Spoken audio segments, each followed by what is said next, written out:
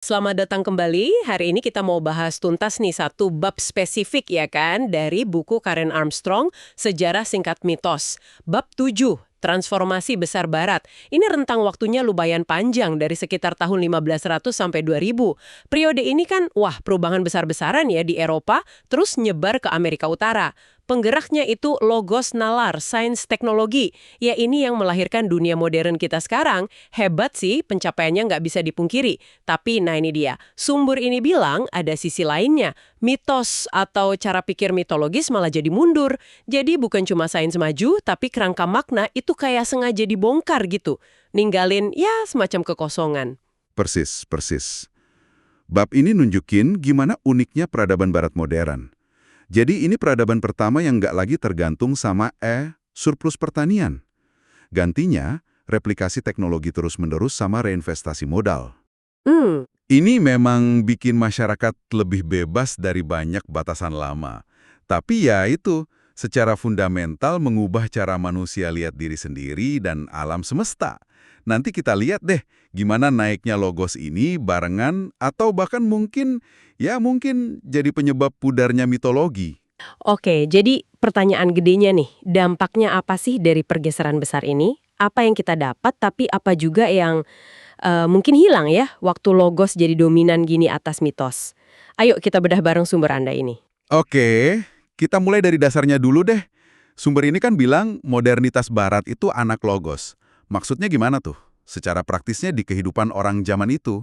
Artinya ya fokusnya geser total, jadi ke efisiensi, pragmatisme, sama semangat ilmiah gitu. Kalau ada inovasi baru, nggak cukup cuma ide bagus.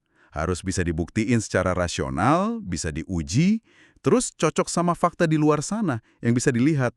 Beda banget sama mitos ya, yang seringnya lihat ke masa lalu atau ke dunia arketipe buat panduan. Oh, jadi orientasinya beda ya? Iya, logos itu orientasinya ke tindakan praktis di dunia nyata. Tujuannya jelas, ngendaliin lingkungan, mecahin masalah konkret, atau nemuin hal baru yang bisa ya dimanfaatin lah. Makanya masyarakat barat mulai lihatnya ke depan, ngejar kemajuan. Nggak lagi terikat sama melestarikan tradisi sakral, kayak peradaban agraris pramodern. Dan ini kayaknya bikin ada tipe pahlawan baru gitu ya di masyarakat. Bukan lagi orang bijak atau nabi, tapi beda. Tepat sekali. Pahlawan barunya ya ilmuwan, penemu, insinyur. Mereka itu dianggap jenius logos yang menjelajah wilayah baru buat kemajuan kita semua. Kayak Newton atau Edison gitu kan. Jadi idola. Akibatnya, cara pikir yang lebih intuitif, simbolis, mitologis, itu mulai dikesampingkan. Dianggap nggak penting gitu ya? Dianggap kurang penting, bahkan primitif lah. Kekanak-kanakan. Nah, pelan-pelan banyak orang barat jadi lupa mitos itu sebenarnya apa. Bukan dongeng bohong ya, tapi cara memahami kebenaran yang lebih dalam soal kondisi manusia. Dan fungsi vitalnya selama ribuan tahun, itu jadi terlupakan. Tapi kan nggak bisa dipungkiri juga kemajuan logos ini bawa banyak hal baik. Obat-obatan modern, teknologi yang bikin hidup gampang, itu nggak kasih makna baru juga. Oh, tentu. Manfaat praktisnya gede banget, nggak bisa diremehin. Muncul optimisme baru kan, rasa kalau manusia akhirnya bisa ngatur nasibnya sendiri, ngatasin penyakit, kelaparan, batasan alam. Tapi, nah di sini nih tegangannya yang diangkat sumber ini. Logos itu sepenting apapun buat kemajuan material dan intelektual, ternyata nggak dirancang buat ngasih rasa makna hidup yang mendalam. Sesuatu yang kayaknya jadi kebutuhan dasar psikologis manusia. Kebutuhan dasar ya. Iya. Secara sejarah kan mitos tuh lewat ritual cerita yang nyediain kerangka makna itu. Jawab pertanyaan kenapa kita di sini. Nah, pas modernisasi kenceng banget dan logos sukses besar, mitos malah makin dianggap nggak relevan atau bahkan penghalang kemajuan. Jadinya ya kosong gitu. Nah, ini nyambung ke poin menarik di sumber ini nih. Katanya, bahkan dari abad ke-16, awal-awal era modern ini, udah ada tanda-tanda gelisah, semacam putus asa, lesu spiritual, bahkan marah gitu waktu fondasi mitologis lama mulai goyah. Tapi nggak ada gantinya yang pas di hati. Gimana tuh bentuknya? Kelihatan banget di tokoh-tokoh reformasi Protestan kayak Luther, Calvin.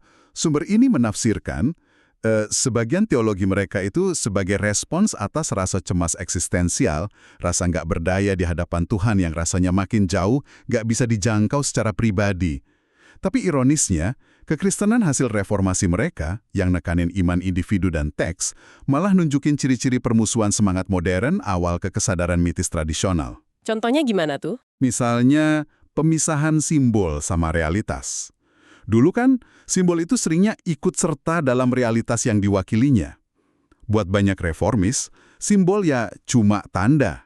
Kayak Ekaristi, nggak lagi dilihat partisipasi mistis dalam pengorbanan Kristus yang abadi, tapi lebih ke, ya, peringatan kejadian di masa lalu aja. Terus soal penemuan kayak mesin cetak, itu ngaruh juga ke cara orang berhubungan sama kitab suci. Wah, ngaruh banget. Baca dalam hati, sendiri-sendirian gitu, mulai gantiin bacaan liturgis bareng-bareng dalam konteks ritual. Di satu sisi, bagus sih, orang bisa belajar Alkitab lebih detail, punya opini sendiri, memberdayakan lah. Tapi di sisi lain, tanpa konteks ritual yang mengubah pengalaman baca itu, kitab suci jadi gampang didekati secara sekuler, kayak baca buku panduan atau sejarah. Jadi cuma cari info faktual gitu ya? Iya, dimensi partisipasinya, pengalaman dihidupi oleh teks itu cenderung hilang. Terus muncul penemuan ilmiah gede kayak Kopernikus. Bumi bukan pusat alam semesta, manusia cuma di planet biasa. Itu pasti bikin gelisah juga kan? Banget. Coba bayangin kagetnya secara psikologis, alam semesta yang tadinya rasanya berpusat di manusia, tiba-tiba jadi luas, dingin, cuek. Persepsi kita sendiri yang bilang matahari terbit tenggelam, ternyata salah. Ini diperkuat lagi sama pemikir kayak Francis Bacon yang bilang sains itu mandiri dari filsafat dan teologi, pokoknya cuma metode empiris dan nalar logis yang benar. Puncaknya mungkin ya Sir Isaac Newton. Newton ya? Iya, dia benar-benar wujud etos empiris ini. Buat Newton, mitologi, mistisisme itu pemikiran primitif. Dia bahkan nyoba bersihin kekristenan dari doktrin kayak Tritunggal karena dianggap nggak logis. Nggak sadar dia, kata Armstrong nih, doktrin itu justru dirancang teolog dulu sebagai mitos. Usaha pakai bahasa simbolis buat nunjuk ke misteri ilahi yang nggak bisa dijelasin logos doang. Jadi logos sama mitos benar-benar kayak ngomong bahasa beda ya? Nggak nyambung. Dan ini bikin orang kayak filsuf Blaise Pascal jadi ngeri gitu ya waktu mikirin heningnya keabadian alam semesta Newton yang mekanis dan terasa kosong itu. Iya, Pascal ngerasain banget kekosongan itu. Masuk abad 18, era pencerahan, dorongan buat mentingin logos makin kuat dan sadar. Filsuf kayak John Locke di Inggris yakin banget cuma nalar dan pengalaman indrawi.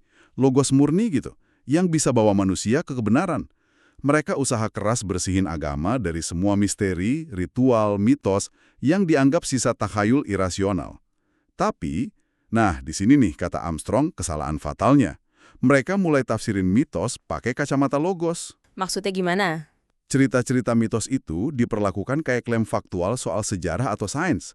Ya jelas, kalau diukur pakai standar logos, ini bener nggak secara harfiah? Mitos-mitos itu kelihatan salah dan nggak masuk akal. Ya karena emang nggak pernah dimaksudkan buat dipahami kayak gitu. Tapi ironis ya, sumber ini bilang zaman akal, age of reason ini malah ada ledakan irasionalitas parah. Kayak perburuan penyihir. Kok bisa rasionalisme jalan bareng sama hal kayak gitu? Ini paradoks penting banget dan ya agak ngeri sih. Kegilaan perburuan penyihir besar Great Witch Craze di abad 16-17 itu nunjukin kalau rasionalisme ilmiah yang baru lahir ternyata nggak otomatis bisa ngendaliin kekuatan gelap di psikis manusia. Waktu kerangka mitologi tradisional yang bisa nampung dan kasih makna ke rasa takut bawah sadar, kayak arketipe penyihir atau iblis, mulai runtuh atau didiskreditkan, rasa takut itu nggak hilang. Terus gimana? Malah orang coba rasionalisasi rasa takut itu dengan cara mengerikan. Dijadiin fakta ilmiah semu soal konspirasi iblis, sihir jahat, dan lain-lain. Ujungnya ya paranoia nasal, nyiksa, dan hukum mati ribuan orang, terutama perempuan. Tanpa saluran mitos yang sehat, energi psikis yang kuat bisa meledak secara merusak. Lalu kita masuk abad ke-19. Pandangan ke agama dan mitos makin negatif lagi ya. Iya, pemikir kayak Feuerbach sama Marx lebih jauh lagi. Mereka bilang agama bukan cuma salah, tapi bahaya. Candu lah, alat penindasan lah. Konflik antara logos, science, sama mitos, agama tradisional, makin tajam pas muncul teori evolusi Darwin sama kritik tinggi, higher criticism. Itu pendekatan akademis yang analisis Alkitab dari sisi sejarahnya, asal-usulnya, bukan sebagai firman literal dari langit. Nah, temuan-temuan itu, Temuan-temuan itu nunjukin kalau baca kitab suci secara harfiah, misalnya cerita penciptaan di Kejadian dianggap laporan sains, itu udah nggak bisa dipertahanin. Ini bikin iman banyak orang goyah karena mereka diajarin pahami mitos sebagai logos, sebagai sejarah atau sains akurat. Akibatnya, kata mitos di bahasa sehari-hari jadi artinya sesuatu yang nggak bener, bohong gitu. apa di titik ini filsuf Friedrich Nietzsche bilang Tuhan sudah mati. Maksudnya apa tuh dari kacamata sumber ini? Tepat. Menurut taksiran Armstrong, Nietzsche lihat pas konsep Tuhan direduksi jadi cuma proposisi filosofis atau kebenaran konseptual aja, sesuatu yang cuma bisa didekati lewat intelek kritis, lepas sama sekali dari pengalaman ritual, komunitas, etika, narasi mitologis yang menghidupinya. Nah, rasa kehadiran Tuhan yang hidup dan sakral itu sendiri mati buat manusia modern. Pengalaman langsungnya hilang ya? Iya, pengalaman langsung akan yang ilahi itu pudar. Kehilangan ini, kata Nietzsche, akar dari rasa tercerabut, hampa makna, nihilisme yang menghantui barat modern. Kita kehilangan kompas spiritual. Dan abad ke-20 terus ada rentetan kejadian mengerikan yang kayak konfirmasi krisis makna ini. Titanic yang katanya nggak bisa tenggelam, karam. Perang Dunia Pertama nunjukin efisiensi brutal logos buat bunuh massal, terus ada Holocaust, Gulag, Hiroshima, sampai 911. Ini semua kayak ancurin optimisme naif pencerahan soal kemajuan lewat nalar ya. Banget. Abad ke-20 itu pukulan telak buat optimisme itu. Pendidikan rasional, yang diharapkan pencerahan bisa bebasin manusia dari kebiadaban, ternyata nggak cukup. Sains dan teknologi bisa buat kebaikan luar biasa, tapi juga buat kehancuran tak terbayangkan. Sumber ini bilang, tanpa mitos dan ritual yang efektif buat bantu kita hadapi rapuhnya hidup, penderitaan, kematian, masyarakat modern seringnya kurang perangkat psikologis dan spiritual yang dipunyai budaya lain. Jadi kayak nggak siap gitu ya? Kita seolah dipaksa hidup dengan kengerian yang tak terpecahkan. Hadapi prospek ketiadaan atau kepunahan cuma pakai akal tanpa bantuan narasi atau ritus yang kasih makna atau katarsis. Mungkin ada semacam kepahlawanan ya di sikap stoik ini, tapi ini juga bikin kita rentan secara spiritual. Jadi kalau saya tanggap argumennya, secara spiritual kita malah mungkin mundur dibanding zaman aksial dulu. Periode penting yang ditekankan Armstrong soal etika universal itu, karena kita tekan mitos ini. Kita masih kangen transendensi, tapi nyarinya di budaya pop atau pemujaan selebriti gitu. Sumber ini ngasih kemungkinan itu. Rasa kangen makna, kangen sesuatu yang lebih besar dari diri sendiri, nggak hilang kok. Tapi tanpa kerangka mitologis yang kaya, kita mungkin nyarinya di tempat yang salah. Atau bentuknya dangkal. Pemujaan seleb pasca kematian mereka kayak Elvis atau Putri Diana, bisa dilihat contoh cari ikon modern. Tapi seringnya pasif, kita kagum dari jauh. Beda sama mitos pahlawan dulu ya. Beda. Mitos pahlawan tradisional itu idealnya inspirasi kita buat gali potensi kepahlawanan di dalam diri sendiri, buat transformasi pribadi lewat teladan. Kita kayaknya lupa cara kelola dunia batin kita, dunia simbol, arketipe, kerinduan mendalam, dengan cara yang menantang secara spiritual dan benar-benar transformatif. Lalu solusinya apa dong menurut sumber ini? Apa kita tinggalin aja logos terus balik ke masa lalu?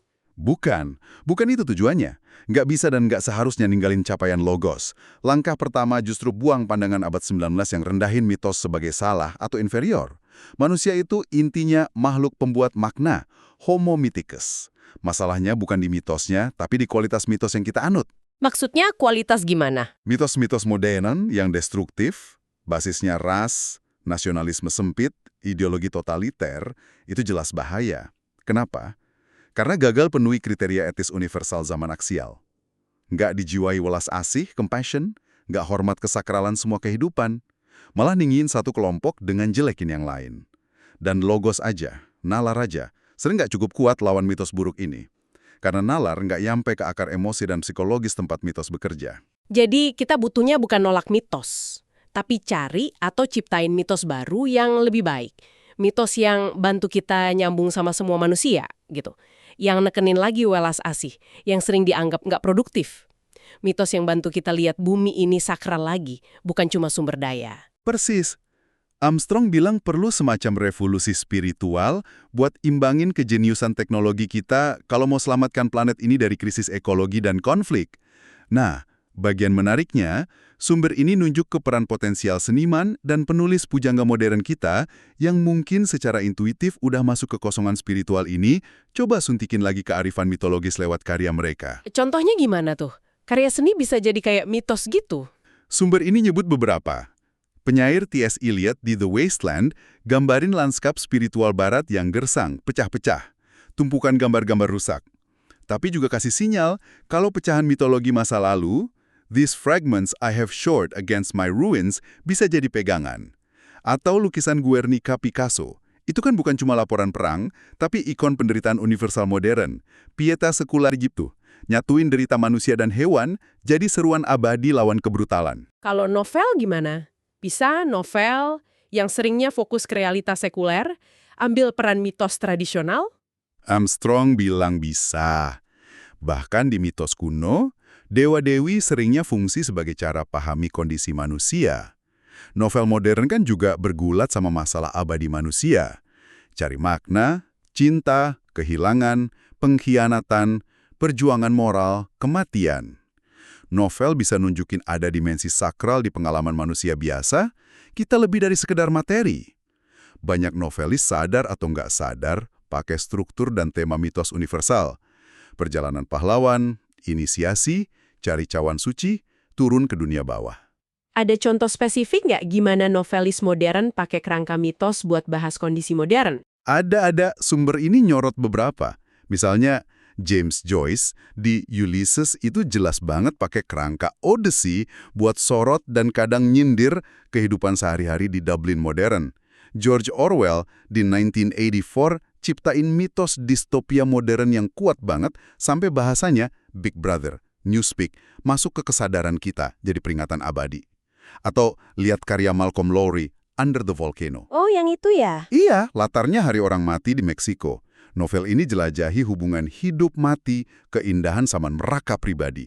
Maboknya dunia di ambang perang, bom atom baru ditemuin, hilangnya kendali, tapi semuanya diceritain dengan welas asih mendalam ke kelapuhan tokoh utamanya.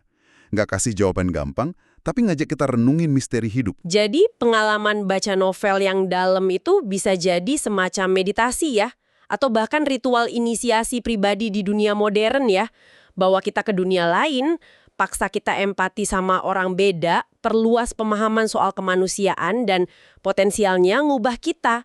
Saya jadi ingat kutipan George Steiner, seni sejati itu panggilan transformatif, perjumpaan yang minta kita, ubahlah hidupmu. Oke, jadi kalau kita rangkum nih pembahasan bab 7 ini, transformasi besar barat karena logos itu emang bawa kemajuan luar biasa.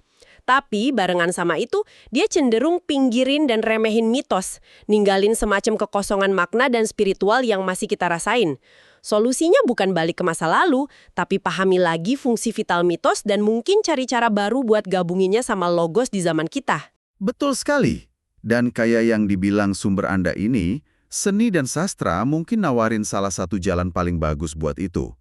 Karya-karya ini bisa bantu kita navigasi rumitnya dunia modern, nggak cuma pakai nalar analitis, tapi juga pakai imajinasi, empati, dan pemahaman lebih dalam soal jiwa manusia.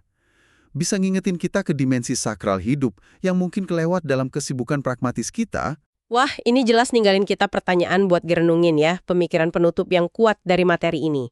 Di tengah dunia kita yang teknologinya makin nyambung, tapi seringnya malah makin pecah secara sosial dan spiritual, gimana ya caranya kita bisa secara sadar ngenalin atau bahkan numbuhin narasi-narasi besar baru, sebut aja mitos modern, yang bisa nyatuin kita, melampaui perbedaan, nanemin lagi rasa makna yang dalam, dan ngingetin kita soal nilai sakral dalam hidup sehari-hari kita dan planet yang kita tinggalin ini.